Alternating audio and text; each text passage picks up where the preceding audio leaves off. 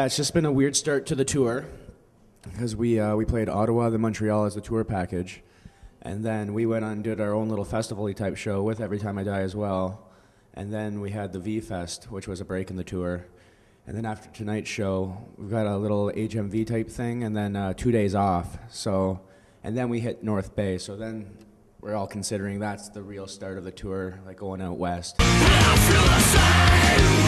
Yeah, I was lying in my bed, got a text from our assistant manager at 8:30 a.m. saying number one, doubling up on Christina Aguilera and all this, and that woke me right up for the day. Yeah. Yeah, it was really cool, really cool. Are you starting to sense more kind of like a greater like responsibility? Like a feeling that just sort of the message that you're putting out, just that there's so many more people into it? Not really, honestly. We don't feel like we have that much more responsibility. Like we're just writing songs and tunes that kind of sound good to our ears, and we get to that jam space and we jam them out, and if the kids are going to like it, that's an extra bonus. Yeah. It's really cool. But things are starting to escalate a lot bigger, and for us, I think the main thing is just constantly tour and throw the best shows we can. Like we have all this time to like hang around dressing room, have showers, and hang out. But that hour that we're on stage, we really give it all we got. And yeah, we're not like we take our songwriting seriously. Yeah. But as it comes to us as a band, we're just big goofballs. We'll get up on stage and George will wear these tight Daisy Dukes up to his thigh, like little cut-off jean shorts. And we'll go up there and just like kind of goof off and get intimate with the crowd and joke around as much as we can. Well, it's good to continue having fun with it. Oh, right? yeah. Like you don't want it to get stale. You want to keep it kind of No, fresh. and like I think that's the thing with us. So, like our image is kind of that we don't have an image, and we're just kind of strict. Like we'll talk to everyone outside. We're not like we're not jaded whatsoever. We'll talk to anyone that wants to talk to us and hang out. And I think the kids really appreciate that a lot. And yeah, we don't have, like we're starting to pick it up a little bit, and we're going to have a little light show happening, and we're getting more banners and big banners and trying to push it that way, but we don't have any image of like going up there all serious and playing our songs serious and putting makeup on or something like that. We're just regular old Joes off the street playing our tunes. Do you ever get nervous before these big shows? A little bit. Like, really what it is, I think it's the 5 minutes before you get on stage, or maybe the 10 minutes, and then like when it's like 1 minute, 2 minutes before showtime and we're getting really pumped up, we usually kind of huddle like a football team and do a big cheer. I'll make up like a word every day, and then it's like a whoa Bundy, but it's kind of like that, but with different words every day, and then we'll get pumped up and kind of jog on the spot a bit, and then once we actually get on the stage and the crowd starts going nuts, like all the nervousness goes away, like big time, and it's just like adrenaline rush from start to finish. And we're playing a longer set this tour around, which is really cool. We have more material to work with Crisis being out now, and we're doing a bit of everything from Crisis, Watch Out, and the self-titled. And we go up there usually for about an hour, 20 minutes, hour and a half, and it feels good. At first I thought it was going to be pretty tough, but yeah, it's working out awesome. We've only done really three shows with this long set like this, but it's really over before you know it. Like last song's there, and you're like, where did that go? What inspired you to get into music?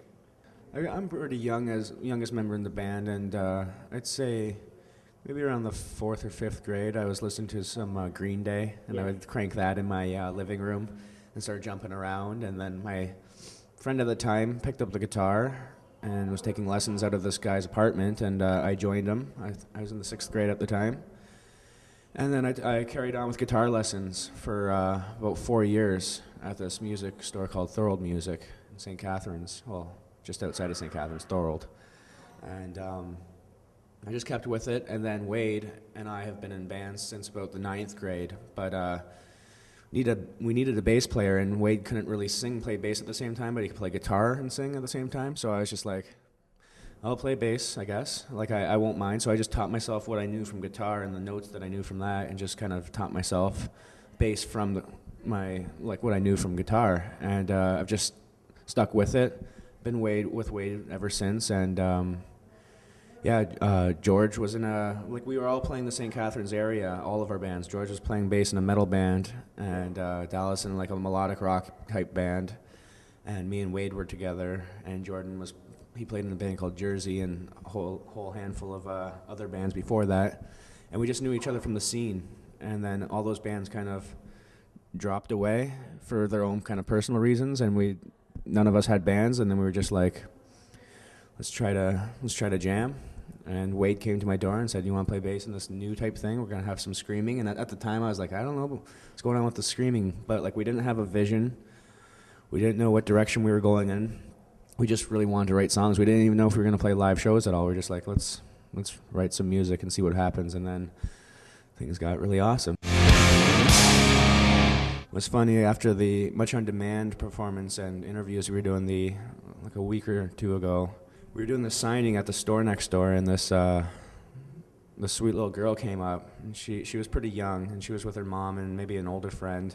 And like I said, we're just like regular guys off the street, and like that was the first time I've seen anyone like get that nervous. Like she like couldn't hold her pen at all and was really, really shaken, and it felt really cool for someone to be like that. Like it's like me meeting like Steven Tyler or something like that, which I almost did in Disneyland one time, Disney World. But I was too scared to go up and talk to him. Oh, I was. We're all kind of into Muse. We got to see them last night at V-Fest, and we saw them in England. But me and Jordan and a few of our crew guys took a private boat from the one island right to the Toronto island with Muse. Our tech was wearing our coat with Alexisonfire. He's like, "Oh, you're with Alexisonfire," and I guess he may have kind of noticed the name from like maybe over in Europe when we did the Reading and Leeds festivals with them. But they were really nice, and they were just kind of like on that boat ride. You can see the city line of Toronto, and they were like asking what the Sky Dome or Rogers Centre is all about. And I was telling them about the view at the CN Tower and how you can see over Niagara Falls on a clear day. And yeah, they were really nice, and they just wanted to know a bit more about Toronto and Canada. What do you miss most while on the road? Well, I miss sleeping in my own bed. I don't mind being on the bus here and there, but sometimes it gets a little rocky. It's fine for a little bit, but after like a month, and especially like, well, when we did the Warped Tour, it gets like, people start getting a little sick, and it's getting really dusty in there, and you can really start to miss your bed. Got a lady at home, I always miss her, and we have 2 ferrets. It's always great to come home and see those guys laying upside down in their hammock. I always miss the ferrets for sure. Is there kind of a particular item that is kind of like essential for you to take on like these long tours? Yeah. I have a really awesome frisbee that must come on tour. Like on Warped Tour, like we started getting pretty serious. No ultimate frisbee games, but just like some serious catch. And we invented probably didn't invent, but we came up with 4 or 5 new throws other than the normal one. Hold the frisbee like this, and you throw it like that. It's pretty tough to get used to. There's one where you hold the rim and you throw it like that. Yeah. And then there's the regular side one like that, and there's one behind the back. And then there's one where you hold like a discus type thing and you do a 360 and throw it like that.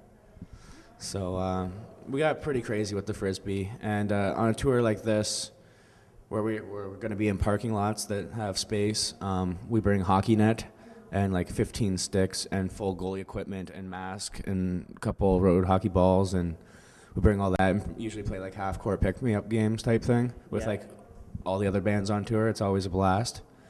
Usually don't have it right now, but we just started getting into it, but we brought some poker chips on the last tour. And we had a Canadian Monine, Billy Talent, and Alexisonfire game during Warped Tour after the show one night. And I won the whole tournament. It was the first time I've ever done that. It was awesome. I'd say throw in your favorite album and sit back, listen to the lyrics, and just kind of erase your mind of everything and just listen to, because I find with me, music kind of moves me a lot, and like if I'm going through bad times, maybe even for a day, like I woke up kind of like on the wrong side of the bed for whatever reason, you don't even know why, I'll throw on like one of my favorite CDs and listen to it, then automatically, like snap of a finger, it just kind of changes my whole mood and makes me feel awesome.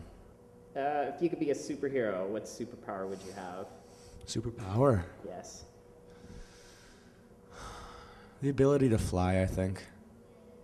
I don't know if that's a really power. Would you call that a power? Sure. Yeah? Yeah. Yeah. I'd say that's a power. Like just kind of take off from the floor. From the floor. At any time. At any time. Yeah. Like, I would love to fly. Love it. Like, I don't mind, like, flights and jets. I hate airports. Hate them. Like, I just start to feel dizzy in those places. They're worse now, too. Ugh, terrible. Yeah. And like I just like flying. I like birds a lot, and just watching them and just imagining what it would be like. Like when I go camping up north in the Great Bruce Peninsula near Tobermory, there's a lot of cool like kind of rocky canyon areas where you can hike around, and just being up that high and looking over the water, and as birds come flying by you, just imagining if you could just like do that, just fly around.